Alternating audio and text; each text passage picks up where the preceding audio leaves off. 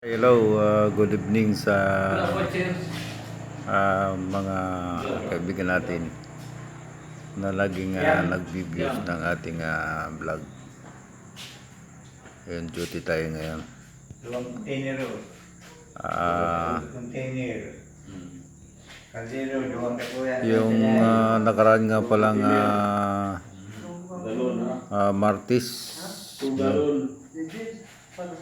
merong nakahulog ng wallet dito sa may pagitan ng Basar. Yun, hinabol natin yung motor sapagkat expected naman natin sa kanya nahulog yung wallet.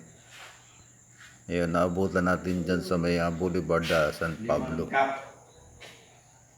yung kanyang asawa, sapagkat yung wallet na nahulog ay sa asawa niya, nakapangalan kay Elizabeth Tapil.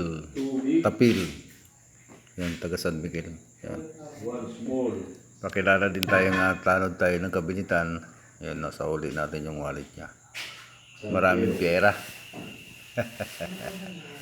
Right? At yung nakaiwan din ng mga lalagyan ng kuwan, ng mga pagkain, mga plates sa tricycle natin ay in-endorse natin dyan sa fire station dyan sa Birak, sa may Capitol.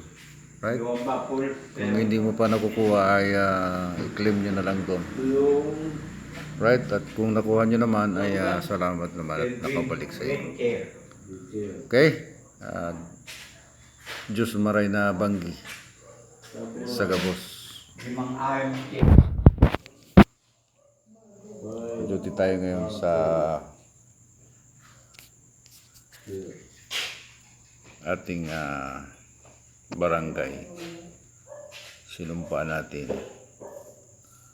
ang peace in order at pagpapatupad ng kapayapaan sa ating barangay. Right?